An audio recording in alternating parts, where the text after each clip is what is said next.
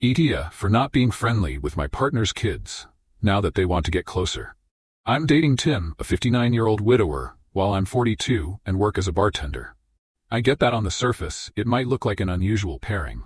His two daughters certainly thought so when we started dating. But here's the thing. Despite his banking background, Tim is far from rich. While I actually have a trust fund, life threw him some brutal curveballs when his late wife was diagnosed with cancer. Not once, but 3 times. He did everything he could to fund her treatments, maxing out 6 credit cards, taking out a second mortgage, and cashing in his retirement savings. He spent every penny to help her live long enough to see both their daughters get married. Now, he's financially drained.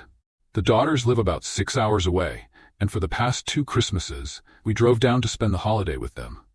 Unfortunately, both visits turned into icy ordeals. They went out of their way to ignore me, pulled Tim aside whenever he tried to include me, and even cut off their husbands whenever they attempted small talk with me. The first year, Tim pulled them aside, and they apologized, though it was to him, not me, blaming the pain of seeing their dad with someone other than their mom. I understood, and let it go. But when the same thing happened last year, I decided enough was enough. This year, I told Tim I wouldn't go. He could see his daughters, and I would never stop him from doing so, but I wasn't going to put myself in that situation again. He wasn't thrilled, mostly because it meant he'd have to manage the whole drive himself. His back gives him trouble, and he hates to fly. His car, a 2010 model, is practically on its last legs, so I decided to lease him a comfortable new ride. My brother has a dealership, and I got a good deal. Tim was thrilled about the idea of visiting them more easily, and called his daughters to share the news. That's when things took a turn. Instead of being happy for him, they blew up, accusing him of wasting their mother's money to impress some bimbo bartender, while not helping them financially with their weddings.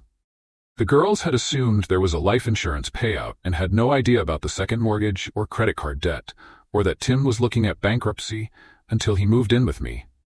They didn't know it's my house he's living in, and that the only bill he pays is for water, mostly due to his obsession with long showers.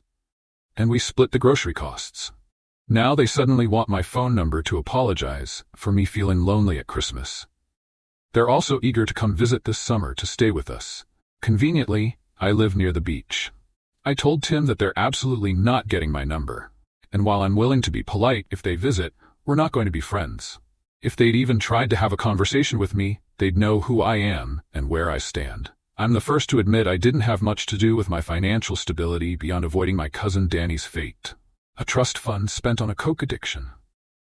Tim thinks I'm being a bit too harsh and believes his daughters would have warmed up to me in time. But seeing how generous I've been with him may have sped things along. I disagree. They had every chance to get to know me and chose instead to be rude and judgmental based on assumptions. Now they're interested only because they know the truth.